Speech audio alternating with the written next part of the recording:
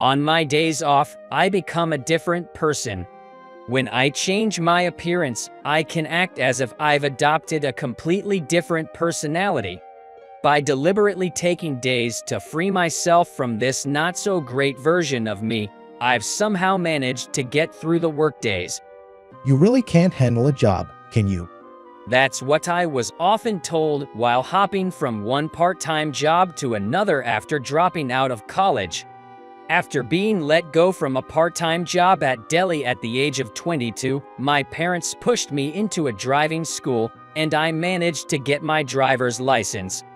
Without a college degree, there are only so many places willing to hire me. Maybe they were worried about me becoming unemployed in the future, thinking I should at least have a basic driver's license. When I finally got my license, my parents told me I had to work to pay back the money it cost. It felt like unknowingly spending money on a supposedly free online game, being hit with a bill out of the blue. Maybe my parents feared I'd just laze around aimlessly as a temp worker and eventually lose all ambition. It's true, having a financial goal can motivate one to keep working. While I was working at a local bar and almost finished paying back my parents, an opportunity arose. A regular customer, who was the owner of a transportation company, approached me and offered me a full-time position. Mr. Smith, the company's CEO, was tolerant towards guys like me who had strayed from the conventional path in life. I was hired because of a chronic shortage of drivers, but I wonder if I'm truly cut out for this job. While handling various odd jobs, I underwent training as a driver. Being in a rural area, the company's dedicated parking lot, or truck yard, is vast. Mr. Smith told me it was a good place to practice, and whenever I found free time, I would hop onto one of the parked trucks. Even though it was a small truck that could be driven with a standard license, controlling a vehicle that weighs 2 tons was challenging. But Mr. Smith was always encouraging me, and my boss, Mr. Johnson, would find time to instruct me passionately. Gradually, I wanted to meet the expectations of them.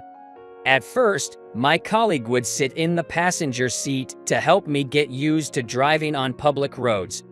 Once they felt I was competent enough, I was tasked with deliveries on my own. I was thrilled, but also incredibly nervous. As anticipated, I made a series of mistakes, like taking the wrong route or misjudging the truck's width and grazing utility poles. Due to my shorter stature, I've been teased that it looks like a kid's driving a truck. I always make sure to greet everyone properly at work, but perhaps because of my insecurities about being a high school graduate and my appearance, I'm not good with social interactions. My colleagues seem to be favored by our clients, often invited to play in local baseball games or for drinks. I feel I can't communicate as effectively. Considering my driving skills and interpersonal abilities, I worry about whether if I'm suitable for this truck driving job every day. Yet, Mr. Smith and my bosses never gave up on me. They would tell me that even if I make mistakes, I should gain experience and learn. I've never been in a workplace with such supportive relationships before.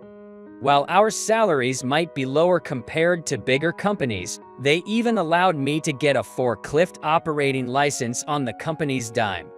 I felt their genuine concern beyond the regular employer-employee relationship. For the first time in my life, I felt a real urge to work hard and someday be an asset to the company. Our company's biggest client was a local supermarket chain that had been expanding to multiple locations in the area. We were responsible for their product deliveries and seemed to have built a solid relationship over the years.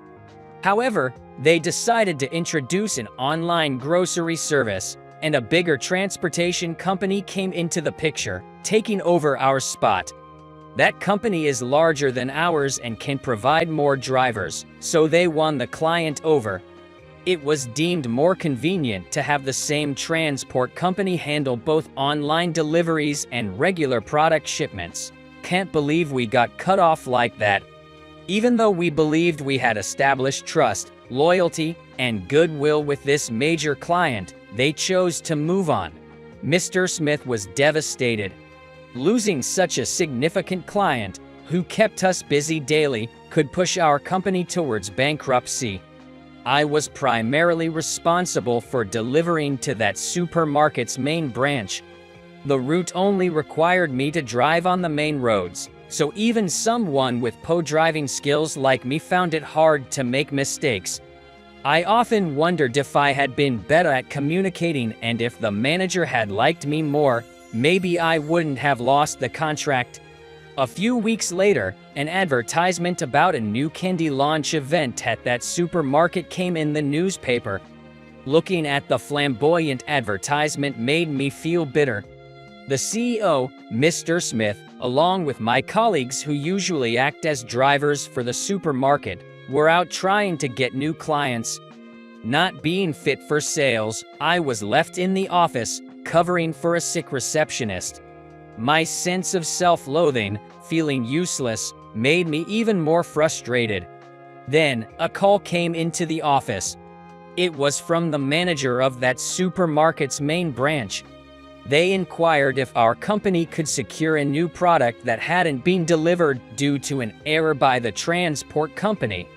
The mid-sized transport company that took our client might be professional as a courier, but they didn't seem to know much about food logistics. Apparently, there was an ordering mistake due to poor coordination with their supplier. I quickly contacted Mr. Smith to report the situation. Following his instructions, my colleagues and I started contacting possible wholesalers to secure the product. What should I do in a situation like this? Checking the advertisement, I realized the event was about to start. I quickly changed and headed to the location on my scooter that I use for commuting. It was embarrassing when people laughed and pointed at my outfit as I passed by, but I had no time to care about that. When I arrived, the shelves designated for the event were still empty. Many families with children were shopping, and kids were flocking around the staff handing out balloons. It seemed many were eagerly awaiting the launch of the candy that came with toys from a popular cartoon, leading to a rush after seeing the advertisement. Voices of dissatisfaction were everywhere, and the situation was getting out of hand. I approached one of the staff distributing balloons and asked if I could perform to divert attention. Given the circumstances, the staff member gladly agreed. Dressed as a clown and wearing a mask, I began to juggle, attracting the children's attention. Yes, to always be prepared for any client outings, I had learned tricks like juggling. However, being introverted, I have never had such opportunities. Feeling unfulfilled, I once participated in a street performers festival on a dare. That was about 2 years ago.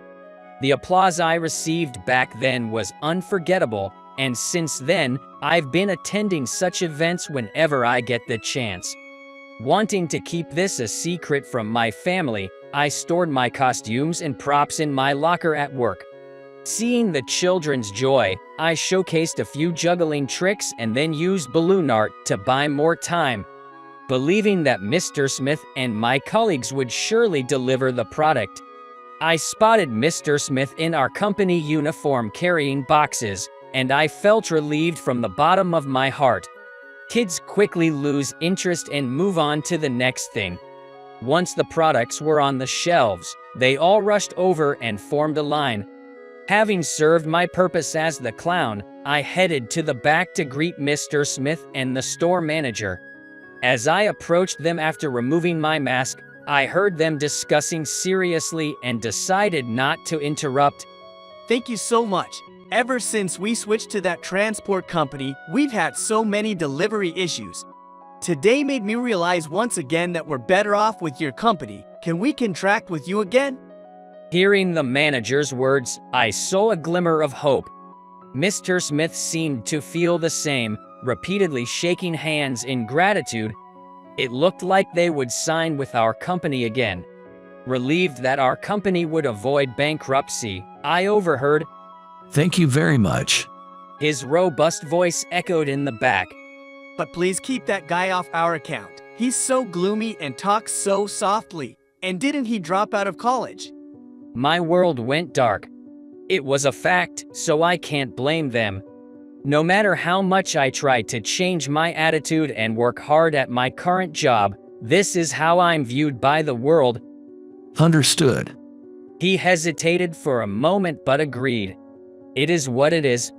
The store manager of the main branch is the son of the CEO who runs this supermarket chain. So, he also has the power to choose the transportation company. Aggravated the store manager, and losing a major client could lead to bankruptcy, as we learned from a previous incident. I couldn't expect him to defend me in this situation. I stood there, dumbfounded, for a while.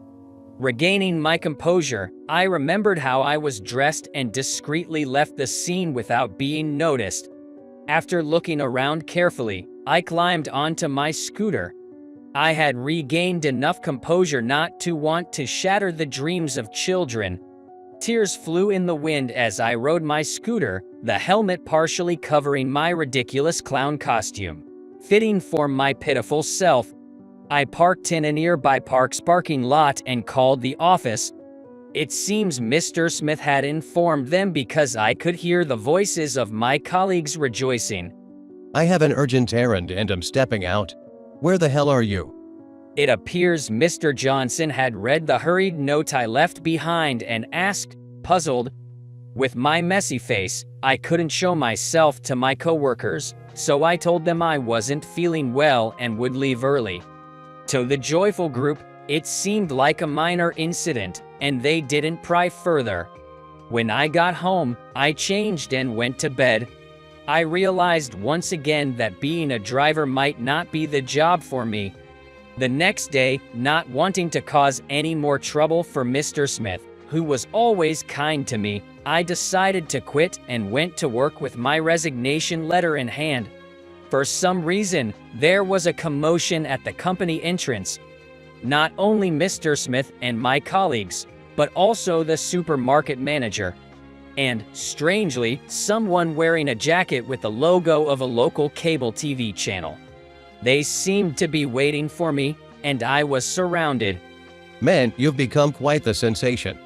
Mr. Johnson said, excitedly patting my shoulder. He showed me his phone, and it appeared a customer had uploaded a video of my performance at the supermarket yesterday, and it went viral. The title read, Bored Kid's Savior. The clown who appeared like a hero, which made me feel slightly embarrassed. Sorry for causing trouble. I quickly apologized to the store manager. No, the store's logo was in the shot too, so it was a great advertisement. Plus, you were keeping the place entertained before our product delivery, right? Yes, right. It seems I was wrong about you. Thank you very much. I was relieved by the unexpected praise from him. Mr. Smith and my colleagues also praised me, and I was happy to have been of help to the company. But how did they find out it was me?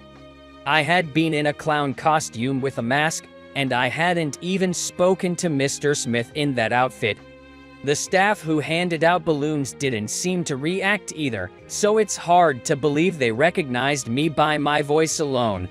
We were inquiring about an interview after seeing the buzz on the video sharing platform. So, we asked the store manager if he knew the clown, said someone who appeared to be from the cable TV crew.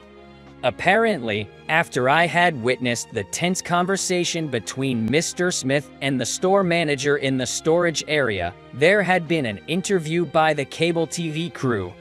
During the interview with the store manager, I happened to be caught on camera in my clown outfit. I had been so stunned by the near-firing incident that I hadn't noticed the TV crew filming. To an average viewer, it would have been a brief, almost unnoticed glimpse, but the shot of me in my goofy clown outfit without the mask had been broadcasted. After receiving a call from the TV crew, the store manager watched the recording and realized the clown was me. He then told Mr. Smith, It was your employee who did that. Thank you. If you hadn't entertained everyone before the product delivery, the lingering negative impression from the event's failure might have jeopardized our chances of renewal. You're a savior to our company. The warm words from him brought tears to my eyes. At a later date, I was interviewed by cable TV as a street performer. After the broadcast, the TV station was apparently flooded with inquiries, including requests for show appearances and dispatches to events. The cable TV office agreed to manage me on the condition that I also double as the person inside the popular mascot, akin to a local mascot. In essence, it's like I became a contracted performer for them. Being short, playing the role of the person inside was perfect for me.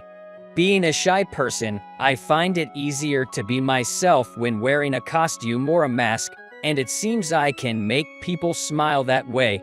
As long as you have offers, give your current job your all. If the work runs out, you can always come back here. He told me, reassuring me that there's always a place for me to return. Honestly, I feel more suited to this job than being a driver. Determined not to take his kind words for granted, I've resolved to hone my skills and aim for greater heights as a performer.